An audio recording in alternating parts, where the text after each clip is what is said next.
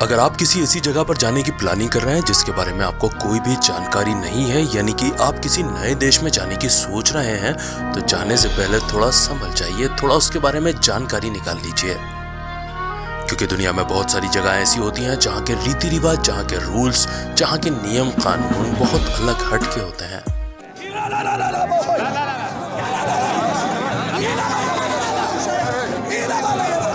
Welcome back to the facts and curious. आज के video में हम यही देखने वाले हैं कि किस तरीके से अलग अलग जगहों पर अलग अलग नियम कानून होते हैं जो हर कोई फॉलो नहीं कर पाता। वीडियो बहुत ही ज्यादा मजेदार होने वाली है, इसलिए आपसे एक रिक्वेस्ट है कि वीडियो को अंत तक पूरा देखें। वीडियो अगर अच्छा लगे तो वीडियो को एक लाइक कर दें और अपने सारे ही दोस्तों के साथ भी शेयर कर दें। दुनिया में एक ऐसा देश है जिसका नाम है नॉर्वे। वहां पर एक शहर है जिसका नाम है लॉन्गेरबियन। आपको ये जानकर हैरानी होगी कि इस शहर के अंदर इस छोटी सी जगह के ऊपर आपको मरना अलाउड नहीं है, यानी कि आप चाहते हुए भी यहाँ पर मर नहीं सकते। इस जगह पर बहुत ज्यादा सर्दी पड़ती है, चाहे फिर कोई भी महीना होने दो आप, यहाँ पर हमेशा साल भर सर्दी पड़ती रहती है।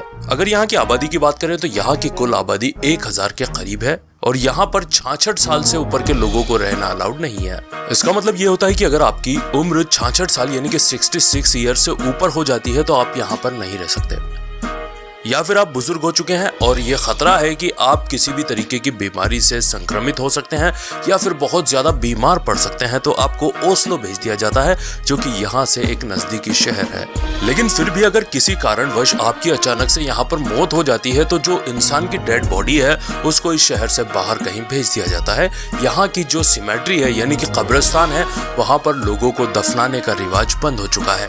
कब्रिस्तान में दफनाना इसलिए बंद कर दिया गया क्योंकि 1950 में शोधकर्ताओं ने पाया कि इस कब्रिस्तान के अंदर जो डेड बॉडीज पहले से दफन है वो डीकम्पोज नहीं हो रही है, यानी कि वो मिक्सचर नहीं हो रही है जमीन के साथ में। जैसा उन्हें दफनाया गया था वो वैसी की वैसी हालत में जमीनों में दफन थी और वजह थी यहाँ की सर्दी, यहाँ की बर्फ। जानकर लोगों को ये खतरा था कि 1920 में जो प्लेग आई थी और वो प्लेग इतनी ज्यादा खतरनाक थी कि उस टाइम पर पूरी दुनिया की 5% आबादी को उसने खत्म कर दिया था और उस प्लेग में मारे गए लोगों की लाशें भी वहीं पर दफन थी। तो साइंटिस्ट ये नहीं चाहते थे कि ये बार बार इसको खोदा जाए और ऐसा कोई वायरस बाहर आ जाए जो वापस से दुनिया के लिए खतरा साबित हो सके।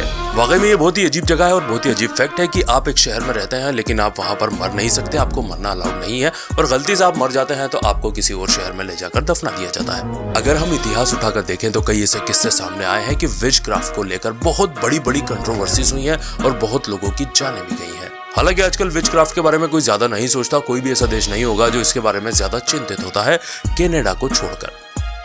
जी हाँ दोस्तों, कनाडा के अंदर एक कानून बना हुआ है जिसमें आप जादू टोना नहीं कर सकते, विचक्राफ्ट नहीं कर सकते। अगर आप विचक्राफ्ट करते हुए पाए जाते हैं तो आपको कड़ी से कड़ी सजा हो सकती है। विचक्राफ्ट के लिए जो कानून बना है वो काफी ज्यादा अजीब है। इस कानून के अंदर लिखा है कि अगर आप विचक्राफ्ट करने की कोशिश करते हैं या दिखावा करते हैं तो वो हमारे देश में अलाउड नहीं है। कोई छू मंतर करके जादू दिखाने की कोशिश करते हैं तो वो भी हमारे देश में अलाउड नहीं है। या फिर किसी खोई हुई चीज को या फिर किसी खोए हुए इंसान को ढूंढने की कोशिश करते हो जादू टोना करने की मदद से, तो वो भी हमारे देश में अलाउड नहीं है। यानी कि आप इनमें से कोई भी चीज में लिप्त पाए जाते हैं तो आपको जेल हो सकती है, यहाँ तक कि बहुत लंबे टाइम तक आपकी जिंदगी जेल में व्यतीत हो सकती है। अब सवाल ये उठता है कि जब इतने ज्यादा सख्त कानून है तो ये लोग हैलोवीन कैसे सेलिब्रेट करते होंगे, क्योंकि हैलोवीन में तो इस टाइप की चीजें आम होती हैं। लोग विचेस का ड्रेस पहनते हैं और नकली विच बनकर एक दूसरे को डराने की कोशिश करते हैं। तो सिर्फ हैलोवीन ही एक ऐसा टाइम होता है जब इतनी ज्यादा सख्ती यहाँ पर बढ़ती नहीं जाती है। दुनिया में एक जगह ऐसी भी है जहाँ पर रात को 10 बजे के बाद ना तो आप टॉयलेट जा सकते हैं और ना ही शॉवर का यूज कर सकते हैं। और ये जो कानून है ये स्विट्जरलैंड में ओल्ड अपार्टमेंट बिल्डिंग्स जो वहाँ पर बनी हुई हैं उनके लिए बनाया गया है। जी हाँ दोस्तों, ये कोई मजाक नहीं है, ये वहाँ पर एक कानून बना हुआ है और जो भी इसका उल्लंघन करता है उसको कड़ी से कड़ी सजा भी मिलती है। लेकिन यहाँ पर सवाल ये उठता है कि भला ऐसा बनाया ही क्यों गया है, ऐसा अजीबोगरीब कानून यहाँ पर क्यों अप्लाई हुआ है। तो आपको बताना चाहूंगा कि यहाँ पर जो लोग हैं उन्होंने ही ये कानून बनवाया है ताकि रात को 10 बजे के बाद जब वो सो जाएं तो जो रोरिंग की आवाज आती है, यानी कि जब पानी पाइप के अंदर से जाता है और वो जो साउंड आता है उससे उनकी नींद डिस्टर्ब होती है, तो वो चाहते हैं कि हमारी नींद डिस्टर्ब ना हो। इसी वजह से यही रीजन है कि ये कानून बनाया गया है। अगर आप सिंगापुर जाने की प्लानिंग कर रहे हैं तो आपको मैं बताना चाहूंगा कि सिंगापुर एक ऐसा देश है जहां पर च्युइंगम चबाना अलाउड नहीं है। हैं, यहाँ तक कि आप च्युइंगम को वहाँ पर ले जा भी नहीं सकते। अगर सिर्फ मेडिकल गम्स को छोड़ दिया जाए, यानी कि ऐसी गम्स जो कि निकोटिन गम के नाम से फेमस है, जो कि स्मोकिंग वगैरह छोड़ने में काम आती है, उसके अलावा और कोई भी च्युइंगम आप वहाँ पर नहीं खा सकते। पूरे सिंगापुर देश में आप कहीं भी चले जाइए, आप च्युइंगम ना तो खा सकते हैं, ना खरीद सकते हैं और ना ही दूसरे देश से यहाँ पर लेकर आ सकते हैं। और अगर आप ऐसा करते हुए पाए जाते हैं तो आपके ऊपर एक भारी जुर्माना कर दिया जाता है। और इस सख्त कानून के पीछे जो लॉजिक है वो भी हमें इजीली समझ आता है, क्योंकि च्युइंगम एक ऐसी चीज है जिससे किसी को भी कोई फायदा नहीं होता, बल्कि सिर्फ नुकसान होते हैं। इंसान की सेहत पे तो नुकसान होता ही है, साथ में लोग इसे रोड पर फेंक देते हैं, दीवार पर चिपका देते हैं, बसों की या ट्रेनों की सीटों पर चिपका देते हैं। हर जगह सिर्फ ये नुकसान के अलावा और कुछ काम नहीं आती।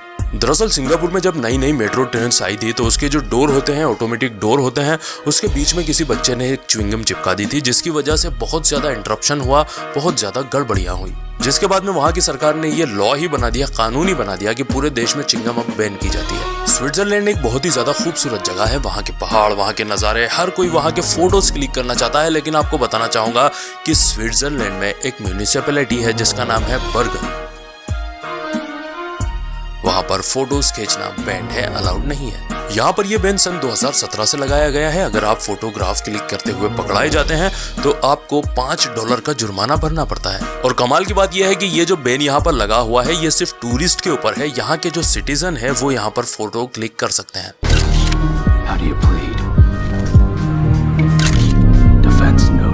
लेकिन सवाल ये उठता है कि इतनी अच्छी और इतनी खूबसूरत जगह के ऊपर भला फोटो खींचने के ऊपर बैन लगाया ही क्यों गया है? इसके पीछे जानकार ये रीजन बताते हैं कि दरअसल ये इतनी ज्यादा खूबसूरत जगह है कि आप यहाँ पर जब पहुंचते हैं तो आपको जन्नत की याद आ जाती है।